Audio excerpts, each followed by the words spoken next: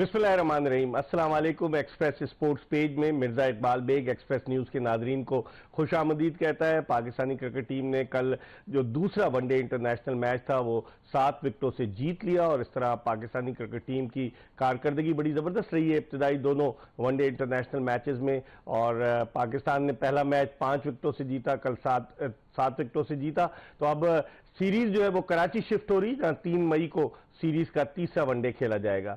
इस मैच के हवाले से बात करेंगे और उसके अलावा पाकिस्तान क्रिकेट बोर्ड में जो मैनेजमेंट कमेटी आई है और उस मैनेजमेंट कमेटी के चंद अरकान क्लबों के हवाले से जिस तरीके से मनूवरिंग कर रहे हैं, जिस तरीके से मैनिपुलेट कर रहे हैं, उस पर भी बात करेंगे। क्योंकि पूरे पाकिस्तान के क्रिकेट क्लब्स जो हैं वो सरापा एहतजाज बने हुए हैं, क्योंकि अपने मंजूर नजर लोगों को नवाजने के लिए पाकिस्तान क्रिकेट बोर्ड जो है उसकी मैनेजमेंट कमेटी के एक रुकन, जिनको लोग कहते हैं कि वो माफिया है, कि वो जो है सारे शॉट्स खेल रहे हैं और लोगों को इधर से उधर करने में मसरूफ है, जिस पर एहतजाज हो रहा है। और नजम सेठी साहब को कई लोगों ने उनसे बात भी की। मियां मुनीर जो मुल्तान रीजन के साबिक सदर है, उन्होंने भी मुलाकात की। उन्होंने भी बताया कि बड़े घपले हो रहे हैं, चाहे मुल्तान हो, सियालकोट हो, इस्लामाबाद हो, एबटाबाद हो, उसके अलावा अभी तक कराची के इलेक्शन ही नहीं हुए।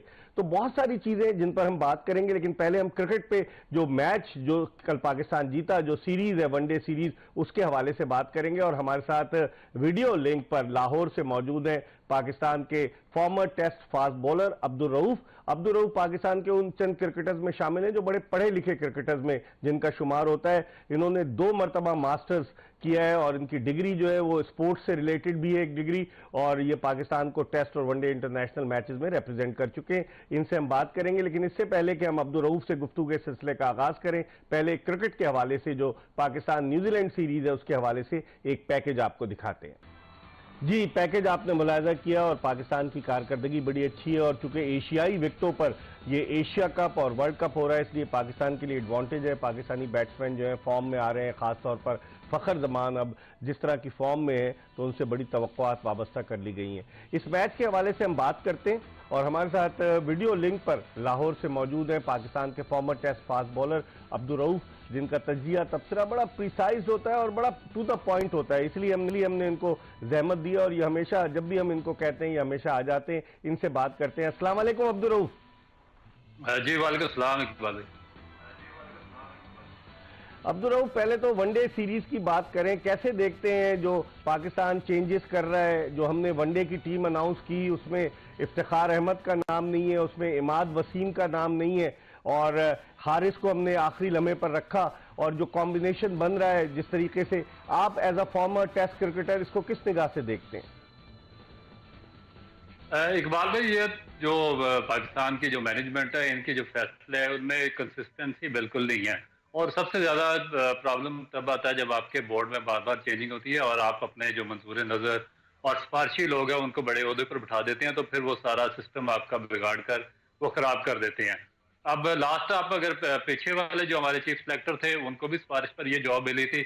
आपने देखे कि उन्होंने भी 2 दफा इस टीम से फखर जमान को ड्रॉप किया था और फिर रमीज राजा ने वापस आकर फखर जमान को दोबारा इंक्लूड किया था जो लास्ट वर्ल्ड कप हुआ था, शायद आपको ये याद होगा। और अभी ये जो नए चीफ सेलेक्टर आए हैं, ये जो अपना एक तो अपनी जो तबी उम्र भी गुजार चुके हैं सारी की सारी पाकिस्तान क्रिकेट बोर्ड में, और ये वैसे भी ओवर एज हैं, किसी सूरत भी पाकिस्तान क्रिकेट बोर्ड में नौकरी की अहल नहीं है। मगर ना जाने क्यों चेयरमैन जो है नजम सेठी साहब, उनको ये पसंद है और उन्होंने इनको अपॉइंट किया, तो उन्होंने भी इफ्तिखार अहमद जैसे प्लेयर को पाकिस्तान की टीम से ड्रॉप कर दिया। अब बात यह कि अगर आपने वर्ल्ड कप से पहले कॉम्बिनेशन ट्राई करना तो आपको बहुत पहले ये तैयारी शुरू कर देनी चाहिए थी। अगर अब मेगा जो इवेंट है जिस तरह एशिया कप है या वर्ल्ड कप है वो आपके सर पर है और आप इस तरह के ड्रामे कर रहे हैं, तो मेरा ख्याल है कि आगे जाकर पाकिस्तान जो है वो तो लाजमन उसमें कोई ना कोई तो उसमें वो उखाड़ बिछाड़ होगी और सेटल डाउन होना बड़ा मुश्किल हो जाएगा। अब दोबारा देखें कि हारिस सुहेल की पाकिस्तान टीम में किसी सूरत में जगह नहीं बनती थी। समझ में आती कि हारिस सुहेल को लेकर आए और वो उनके शोल्डर के जरिए वो जख्मी हो गए, शोल्डर उनका खराब हो गया, वो बाहर हो गए, कभी वो इन होते हैं कभी आउट होते हैं। लोग कह रहे हैं कि पाकिस्तान का मिडिल ऑर्डर कमजोर नजर आ रहा है। ये तो शुक्र करें कि इमामुल हक और फखर जमान अच्छी ओपनिंग पार्टनरशिप दे रहे हैं जिसकी वजह से प्रेशर कम आ रहा है। तो आप क्या देखते हैं, मिडिल ऑर्डर आपको सही नजर आता है? क्योंकि हमें वर्ल्ड कप के मैचेस भारत में खेलना है और फिर एशिया कप हो रहा है, तो आप मिडिल ऑर्डर को कैसे देखते हैं? एग्जैक्टली इकबाल भाई, मिडिल ऑर्डर में प्रॉब्लम है, ना सिर्फ मिडिल ऑर्डर में बल्कि लोअर मिडिल ऑर्डर में, और स्पेशली जब आप इंडियन कंडीशंस में जाएंगे और वहां पर आपको आवाज आ रही है मेरे को? स्पिनर के साथ खेलना पड़ेगा, तो आपको बड़ा एस्टेब्लिश किस्म के बैट्समैन वहां पर चाहिए होंगे। और जो पाकिस्तान क्रिकेट बोर्ड की ये मैनेजमेंट है, ये आप जो हम उनसे पुरानी बात थी कर रहे हैं कि वो मिडिल ऑर्डर के हवाले से दोबारा इसको इनको प्लीज कनेक्ट करें कि मिडिल ऑर्डर के हवाले से हम अब्दुल रऊफ से बात कर रहे थे कि पाकिस्तान के मिडिल ऑर्डर को क्या हो गया है। और आज के इस प्रोग्राम में हम बात करेंगे जो रीजन्स की सियासत हो रही है, उस सियासत के हवाले से पाकिस्तान के टेक्निकल फॉल्ट है, इस पर हम बात करेंगे। लेकिन अभी हम जो है वो रीजन्स की सियासत के हवाले से भी बात करेंगे। फिलहाल हम एक छोटा सा ब्रेक ले रहे हैं और ब्रेक के बाद दोबारा आपको ज्वाइन करेंगे।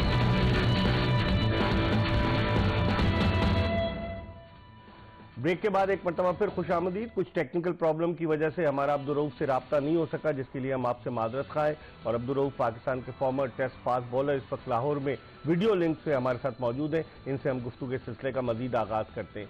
अब्दुल रऊफ, क्या देखते हैं अब कॉम्बिनेशन, जिस तरह से मैं आपसे मिडिल ऑर्डर से हवाले से सवाल कर रहा था कि मिडिल ऑर्डर बैटिंग आपको तगड़ी नजर आती है? अभी तो इमामुल हक, फखर जमान या बाबर आजम इब्तिदाई 3 प्लेयर्स रन कर रहे हैं। जब ये अगर इनमें से खुदा ना खास्ता कोई नाकाम होता है, ओपनिंग पार्टनरशिप नहीं होती और 337 रन का टारगेट होता है, तो आप क्या समझते हैं मिडिल ऑर्डर कैसा लगता है आपको? देखिए इकबाल भाई, अभी जो पाकिस्तान की पिचेज है इन पर तो इनको आसानी होगी, इतना ज्यादा प्रॉब्लम होना नहीं चाहिए, क्योंकि ये जो पिचेज हैं ये स्मूथ करती हैं। और उसके बाद जिस तरह आप ये जानते हैं कि जो न्यूजीलैंड की टीम आई है पाकिस्तान के टूर पर, उसमें कोई इतनी ज्यादा डेप्थ नहीं है। और वो उसमें कोई जो उनके सीनियर प्लेयर्स हैं, कोई 8-9 सीनियर प्लेयर्स वो मिसिंग है, और इनके पास सिर्फ एक ही इनका एक्सपीरियंस बॉलर है, हेनरी। उसके अलावा कोई ऐसा बॉलर वहां पर शामिल नहीं है कि जो पाकिस्तान के बैट्समैन को थोड़ा कोई मुश्किल से दो चार कर सके। तो मेरा ख्याल है कि इनके लिए इजी होगा, मगर थोड़ा सा एक कंसिस्टेंसी होनी चाहिए सिलेक्शन कमेटी में। जिस तरह अभी हारिस सोहेल को इन्होंने शामिल किया बगैर किसी परफॉर्मेंस पर, बगैर किसी रीजन के और बगैर किसी फिटनेस टेस्ट के, इस तरह नहीं होना चाहिए। क्योंकि आपका जो फर्स्ट क्लास स्ट्रक्चर है वो चल रहा है। आप तो कह रहे थे हमने ऑस्ट्रेलियन स्ट्रक्चर बना दी है, मगर उसमें से अभी तक आपको एक मिडिल ऑर्डर भी नहीं मिल रहा और आपको फिर पुराने प्लेयर्स पकड़ कर लाने पड़ते हैं। तो जब तक आपके अपने जो फैसले हैं उनमें क्लैरिटी नहीं होगी तो उस वक्त तक स्ट्रगल तरह जारी रहेगी। लेकिन बॉलिंग तो आपको बेहतर नजर आ रही है पाकिस्तान की, जो बॉलिंग अटैक है। अब एहसानुल्लाह को इन्होंने लाहौर में नहीं खिलाया, जहां की पिच थोड़ी सी हेल्पफुल थी T20 मैचेस में, फिर यहाँ पिंडी में खेले, इतने इफेक्टिव नहीं रहे। कल उन्होंने वनडे खेला, उसमें भी एहसानुल्लाह जैसा बॉलर जिसने PSL में अच्छा परफॉर्म किया था, उसके बारे में आप क्या कहेंगे? देखिए इकबाल भाई, इससे जो बॉलिंग लाइन आपकी है, जो फास्ट बॉलर्स हैं, स्पिनर्स हैं, उनमें स्लाइट एडजस्टमेंट की जरूरत होती है, जो कि इनसे नहीं हो रही। इन्होंने जो स्पिन बॉलर्स कोच भी रखे हुए थे, मगर वो भी अपना टाइम पास करके और पैसे लेकर चलते बने। ना तो वो जो स्पिनर थे आपके उनमें कोई एडजस्टमेंट कर सके, और जो फास्ट बॉलर कोच है वो तो मेरा ख्याल है कि वैसे भी उनकी एजुकेशन ही इतनी नहीं है कि वो किसी भी बच्चे को ट्रेन कर सके। वो वही पुराने, इनके पास वो एक दकियाती कोई सोच के मुताबिक चलते हैं कि बॉल पकड़कर बता दी, इस तरह इसको बॉल को पकड़ना है, इस तरह इसकी टीम रखनी है और इस तरह इसको ये करना वो करना। असल चीज जो होती है वो आपको जो बायोमैकेनिकली एडजस्टमेंट होती है वो आपको एजुकेटेड बंदे ही करके दे सकते हैं। तो इनके जो बॉलर्स हैं उनमें स्लाइट एडजस्टमेंट की जरूरत है सबकी। शाहीन अफरीदी समेत आपके जो आरिफ रऊफ हैं, उसके बाद जो आपके नसीम शाह हैं और एहसानुल्लाह हैं, अगर इनकी स्लाइट एडजस्टमेंट ना होती अव्वल तो ये टेस्ट क्रिकेट खेल ही नहीं सकेंगे, और अगर लॉन्ग फॉर्मेट भी इनको कंसिस्टेंट बेसिस पर खिलाया गया तो फिर वहां पर भी इनके लिए मुश्किलात आ सकती है। स्पिन बॉलिंग को क्या देखेंगे? शादाब खान बिल्कुल आउट ऑफ टच नजर आ रहे हैं, अपनी परफॉर्मेंस नहीं दे रहे। उसामा मीर को हमने न्यूजीलैंड के खिलाफ जनवरी में खिलाया, अब उनको दोबारा डाला गया, कल वो इतने इफेक्टिव नहीं रहे। सलमान अली आगा को कहते हैं कि ऑफ स्पिन ऑलराउंडर है, लेकिन आपने देखा कि वो क्या है। तो आप देखते हैं स्पिन में भी पाकिस्तान के लिए प्रॉब्लम्स हो सकती हैं? इस बार भी स्पिन में देखिए, मेरा ख्याल है कि जो स्पेशलिस्ट काफी स्पिनर्स है पाकिस्तान के पास, वो सईद अजमल थे और अब्दुल रहमान और जुल्फकार बाबर थे। उनके पास पाकिस्तान में कोई आउटस्टैंडिंग स्पिनर इस तरह का आया नहीं है। और ये तीनों 92-3 में मेरे साथ अंडर 19 से इनका डेब्यू हुआ था, उस जमाने के वो खेल रहे हैं। तो इसका मतलब है कि जो आपका जो नेशनल क्रिकेट एकेडमी का जो प्लान है या जो आपका डिफेंसिव स्ट्रक्चर है वो कम्प्लीटली फेल है कि पिछले 20 साल में या 10 साल में कोई स्पिनर प्रोड्यूस वो नहीं कर सका। तो अभी भी फेलियर है ये, जो इनमें फाइन ट्यूनिंग की जरूरत है। शादाब खान बिल्कुल उसी तरह, ना उनका हिप और शोल्डर जो है वो एडजस्टमेंट सही है, ना इनकी जो शोल्डर और हिप अलाइनमेंट सही है, और उसके बाद उसी तरीके से वो एक ही एडजस्टमेंट पर बॉलिंग करते जा रहे हैं जब से वो आए हैं। तो उनमें तो उसकी जब तक आप इनकी स्लाइट एडजस्टमेंट करके इनको बेहतर नहीं करेंगे, आपकी बॉलिंग में वो चीज काट या बेहतरी या जो डिफरेंट वेरिएशन है वो नहीं आ सकती। मैं हैरान हूँ कि ऐसे बड़े बड़े स्पिन बॉलर कोच इन्होंने रखे हुए थे। तो बात असल में वही है कि जब तक आपकी एजुकेशन ना हो आप क्रिकेट को खेल सकते हैं और आप वर्ल्ड रिकॉर्ड भी बना सकते हैं अपने नेचुरल टैलेंट पर, मगर आप किसी को कोच नहीं कर सकते और बता नहीं सकते। अच्छा, एक और चीज मैं आपसे पूछना चाहूंगा कि एक तो शोर मच गया कि बाबर आजम की कप्तानी क्या इस मौके पर कप्तान तब्दील करना मुनासिब होगा? शान मसूद का भी मैं जिक्र कर दूं कि शान मसूद को वाइस कैप्टन बना दिया, अच्छी खासी फॉर्म में था, अब उस पर एक प्रेशर डाल दिया गया, वो फेल हो गया न्यूजीलैंड के खिलाफ जो एक वनडे खेला था पहले, अब इस वनडे में एक इनिंग्स की कारकर्दगी पर उसको बाहर कर दिया गया। वो लोग कहते हैं कि वो रेड बॉल क्रिकेट का अच्छा खिलाड़ी है, व्हाइट बॉल क्रिकेट पे उसका नंबर ये सही है? आप समझते हैं कि 4-5 ओपनर्स हमने रखे हुए हैं, आपकी क्या राय है इस हवाले से? इकबाल, बात वो उस वक्त खराब होती है जब आप इनके साथ जो दूसरे प्लेयर्स खेल रहे होते हैं, जिस तरह उमर अकमल वगैरह, उमर सदीक वगैरह थे और बाकी जो स्पेशलिस्ट बैट्समैन थे पाकिस्तान की डोमेस्टिक के बिल्कुल यंगस्टर्स थे और वो अपकमिंग टैलेंट में शुमार हो रहे थे, उनको मुकम्मल इग्नोर करके शान मसूद को और उसके बाद ये मामूला वगैरह को पाकिस्तान टीम में लाया गया। तो उस वक्त आवाजें डोमेस्टिक सर्किट से उठना शुरू हुई। तो उसके बाद जब इन्होंने परफॉर्म किया तो थोड़ा अर्से के बाद फिर इनकी परफॉर्मेंस डिक्लाइन का शिकार हुई, इनको निकाल दिया गया और फिर किसी प्रेशर की वजह से दोबारा इनको टीम में ले आए। मगर अब यह है कि जब आप परफॉर्मेंस की वजह से टीम से बाहर हो और फिर आपका कमबैक हो रहा हो, तो फिर इससे बड़ी नेग्लिजेंसी उस क्रिकेट बोर्ड की क्या हो सकती है कि आप उसको दोबारा पाकिस्तान टीम की कैप्टनसी का कैंडिडेट बनाकर पाकिस्तान टीम में शामिल कर दें। उससे फिर आप एक जो प्लेयर होता है उस पर एक्स्ट्रा बर्डन डाल देते हैं, फिर ना उनकी फॉर्म रही वो, ना उस तरह का वो प्रेशर हैंडल करने के काबिल रहे और इस तरह उनका बिल्कुल जो कैरियर है उन्होंने स्टेक पर लगा दिया। और मेरा ख्याल है कि इससे पहले भी इस तरह के वाकयात होते रहे। जहाँ तक आपने कैप्टनसी की बात की है तो मेरा ख्याल है कि कैप्टनसी के खिलाफ आप चाहे सोशल मीडिया पर या मीडिया पर जितनी भी बातें कर लें, जब तक पाकिस्तान क्रिकेट बोर्ड के अंदर से कोई कंट्रोवर्सी जन्म नहीं लेती, आप किसी कैप्टन को नहीं छेड़छाड़ सकते और ना ही उसकी जगह से ला सकते हैं उसको। तो मेरा ख्याल है कि जो भी आवाजें उठी हैं ये इनके अंदर से ही आई हैं। ठीक है, आप हमारे साथ टेलीफोन लाइन वो वीडियो लिंक पर रहिएगा। अब्दुल रऊफ, इस वक्त हम प्रोग्राम में एक ब्रेक ले रहे हैं क्योंकि जब ब्रेक के बाद आएंगे तो अब्दुल रऊफ जो है इनका ताल्लुक ओकाड़ा से, मुल्तान रीजन से क्रिकेट खेलते रहे और इनका मैंने ट्वीट भी देखा कि अब अगर रीजन्स में सियासत होगी तो फिर क्रिकेट किस नहज पर जाएगी। तो हम ब्रेक के बाद अब्दुल रऊफ से भी बात करेंगे और कोशिश करेंगे कि फैसलाबाद डिस्ट्रिक्ट क्रिकेट एसोसिएशन के साबिक सेक्रेटरी तारिक फरीद को ऑनलाइन लें और सियालकोट रीजन के मारूफ क्रिकेट ऑर्गेनाइजर मीर दाऊद को भी ऑनलाइन टेलीफोन लाइन पर लेंगे। एक ब्रेक के बाद दोबारा आपकी खिदमत में हाजिर होंगे। Stay tune to express news.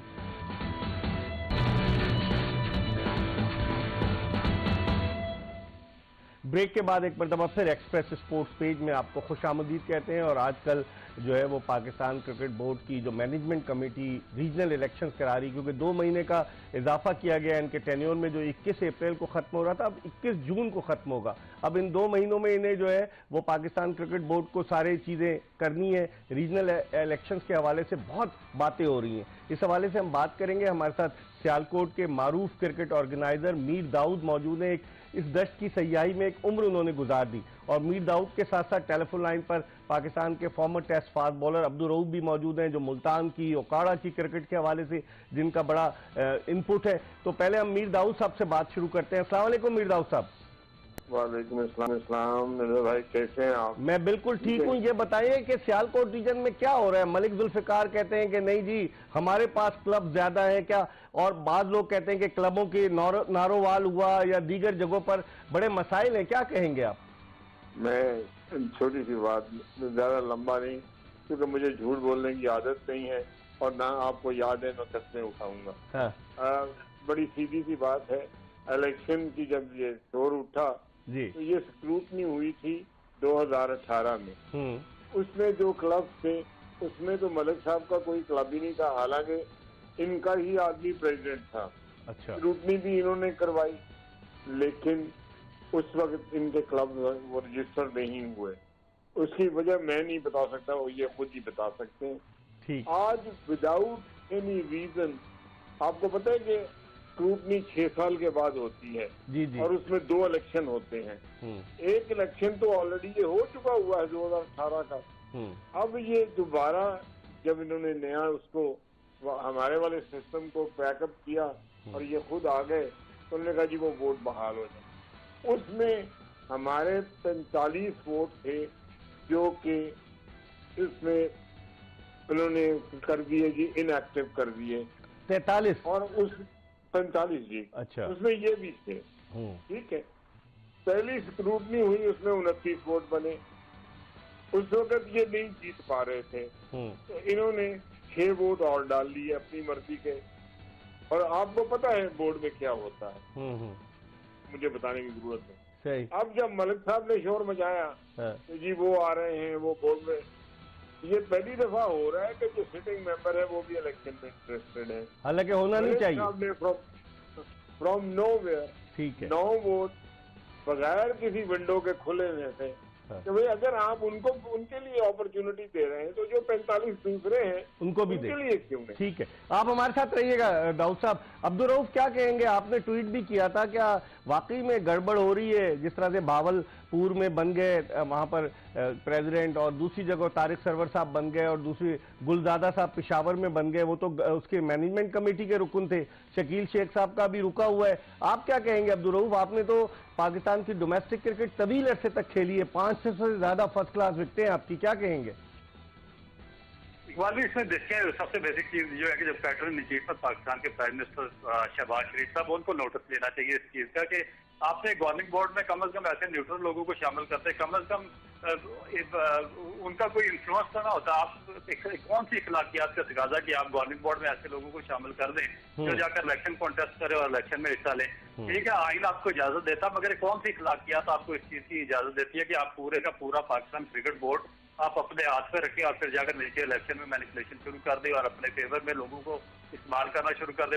ये तो मुमकिन ही नहीं है। देखे ना, चाहे कोई आदमी कुरान पर हाथ रखकर भी कह दे कि मैं गवर्निंग बोर्ड का मेंबर, मैं मैनेजमेंट कमेटी का मेंबर हूँ और मैंने इलेक्शन में पार्टिसिपेट कर रहा और मैं फ्री एंड फेयर इलेक्शन होने दूंगा, तो ये मेरा नहीं ख्याल कि अगर कोई फरिश्ता भी होगा तो ये मुमकिन नहीं है उसके लिए भी। तो ये मेरा ख्याल है कि ये वायद जो पाकिस्तान के जो प्राइम मिनिस्टर ऑफ पाकिस्तान है मियां शहबाज शरीफ साहब या मियां नवाज शरीफ साहब ने बहुत लंबा अर्सा क्रिकेट खेली है और क्रिकेट के भी वो सिस्टम के साथ अटैच रहे हैं, उनको इस चीज का नोटिस लेना चाहिए। क्योंकि देखे कि end of the day cricketer struggle करता है। आप देखिए, इमरान खान साहब ने जो सारा सिस्टम मलिया मेट किया था वो हम क्रिकेटर के लिए नहीं किया था। यही पाकिस्तान क्रिकेट बोर्ड की एक्ट मैनेजमेंट थी जिसमें करप्शन भी का बाजार गर्म था, नेपोटिज्म थी, उसमें रिश्तेदारियां निभाई जा रही थी, उसमें करप्शन हो रही थी और उसमें बेतहाशा नीचे मैनिपुलेशन चल रही थी और उसकी वजह से इमरान खान ने टोटल का टोटल सारा सिस्टम ही। लेकिन अब जो मैनेजमेंट कमेटी आई ये भी वही कर रही है अब्दुल रऊफ। कोचेज आपने देखा है कहाँ लगाए जा रहे? ये तो बद से बदतरीन की तरफ जा रहे हैं ना। हम तो सोच रहे थे कि चाहे वसीम खान बाहर पे है, उसको सिस्टम का नहीं पता, चलो एहसान मालिक को सिस्टम का नहीं पता, तो मेरा ख्याल है कि उससे बदतर आल नजम सेठी साहब का है कि उन्होंने आंखें बंद करके रखी हुई है। और देखिए, अंडर 19 का कोच पता नहीं 9 बजे से उठा के सभी अजहर को भेज दिया। आप पाकिस्तान की अंडर 19 टीम उठाकर भेजते हैं, पाकिस्तान की ए टीम उठाकर भेजते हैं, 2 साइड पर जाहिर बैठे होते हैं, सेंटर में इनका कोई रिश्तेदार बैठा होता है, उसको कोच लगा कर भेज देते हैं। तो अगर आप पाकिस्तान का सिस्टम इस तरह चलाएंगे तो मेरा ख्याल है कि फिर आगे आती वाला याद होगा। बिल्कुल। अब मीर दाऊद साहब, आप जो कह रहे थे, आप इस बात से जो आप अब्दुल रऊफ ने भी इत्तेफाक किया कि मैनेजमेंट कमेटी का रुकन जो कि खुद इलेक्शन कराएगा, वो खुद अगर इलेक्शन लड़ेगा, तो आप बताएं ये कहाँ होता है, किस जमहूरियत में, अखलाकियात में इसका? नहीं तो फिर तो इसमें किस तरह फेयर होगा? अब इस पे भी उन्हें यकीन नहीं है। उन्होंने 9 वोट फ्रॉम नोवेयर, जिस वक्त अब आप वो देखें, आप पिछली आपके पास भी होगा, ऑन बोर्ड जाइए, देखिए कि पहले 29 वोट थे, उसको 35 किया, अब 35 से 44 कर लिए हैं। और भाई अगर उनको अपॉर्चुनिटी दी है, कहाँ सुना है, कहाँ पे इसको मतलब उन्होंने कहा है कि जी इलेक्शन कमिश्नर साहब ने कि हम इनवाइट कर रहे हैं या फिर। तो इसका मतलब ये हुआ कि इलेक्शन कमिश्नर जो है फारूक शहजाद राना, वो भी मिले हुए हैं, वो भी इंस्पायर्ड है इनसे। और भाई साहब अगर नौकरी भी तो करनी है ना, क्या हो गया आपको? अच्छा, लेकिन लोग ये कह रहे हैं, मैं आपसे भी पूछूंगा, कता कलामी होती, लोग ये कह रहे हैं कि सारे शॉट्स शकील शेख साहब खेल रहे हैं, जबकि वो कहते हैं कि मैं बड़ा जबरदस्त ऑर्गेनाइजर हूँ। आप समझते हैं कि सारे शॉट्स वो अकेले खेल सकते हैं नजम सेठी साहब के होते हुए? आपको पता है, जब एजाज भट्ट साहब थे, जब भी ये साथ थे, जब ये ज़का अशरफ आए ये साथ थे, वो क्या नाम था उनका, नजम सेठी साहब आए तो ये साथ थे। ठीक, ये तो हमेशा ठीक है, एक सबका होता है। और जो भी है ठीक है। अब्दुल रऊफ, अल्लाह इनका अल्लाह हाफिज है, अल्लाह हाफिज है। अगर ये इस तरह करेंगे तो हमने तो कोशिश की कि सियालकोट में क्रिकेट की एक्टिविटी को लाया जाए जी, और पूरी ईमानदारी से हमने इसमें अपने पल्ले से पैसे लगाए। इसमें कोई आपको पता है, इसमें कोई शक नहीं, मुझे आपके बारे में बड़ी मालूमात है मीर साहब। अब्दुल रऊफ, क्या समझते हैं कि क्या नजम सेठी साहब की नाक के नीचे ये हो रहा है? लोग कहते हैं शकील शेख साहब पर इल्जामात आयद कर रहे हैं और हम उन्हें, हमारे प्रोड्यूसर सुनील कुमार कोशिश करते हैं उन्हें ले, फोन बंद मिलता है। भाई आए ना, बात करें। इसमें हाथ कंगन को आरसी की आप समझते हैं कि सारे शॉट्स वो खेल रहे हैं और सेठी साहब आंखें बंद किए बैठे हैं? देखिए, मेरा नहीं ख्याल की बात है कि कोई किसी की इतने बड़ा हाई लेवल पर किसी को पाकिस्तान क्रिकेट बोर्ड के चेयरमैन की ओहदे पर रखा जाए और इसकी इतनी ज्यादा आंखें बंद हों। मेरा ख्याल है कि ये जानबूझकर एक मैनिपुलेशन की जा रही है और हमारे आदमी को ताकत का नशा होता है, किसी को वो बना दे उससे यही काम करना होता है। तो इसमें जो पैटर्न इन चीफ होता है, मेरा ख्याल है कि और आगे जो उनको मशवरा देने वाली या गाइडलाइन देने वाली टीम होती है, उसका ज्यादा उसका अमल दखल ज्यादा होना चाहिए कि वो प्राइम मिनिस्टर ऑफ पाकिस्तान को बेहतर मशवरा दे और एक न्यूट्रल और फेयर इलेक्शन करवाए और पाकिस्तान में जो स्पोर्ट्स है और स्पोर्ट्समैन बेहतर हो, उसको बेहतर करें। ठीक है। मीर दाऊद साहब, आपका बहुत बहुत शुक्रिया। आइंदा आपसे तफसीली बात करेंगे। अब्दुल रऊफ, आप हमारे साथ टाइम पर रहिएगा। आखिरी चंक है प्रोग्राम का और ब्रेक के बाद हम डिस्ट्रिक्ट क्रिकेट एसोसिएशन फैसलाबाद के सेक्रेटरी, साबिक सेक्रेटरी तारिक फरीद साहब को लेंगे कि फैसलाबाद में क्या हो रहा है, इस पर बात करेंगे एक ब्रेक के बाद। Stay tuned to express news.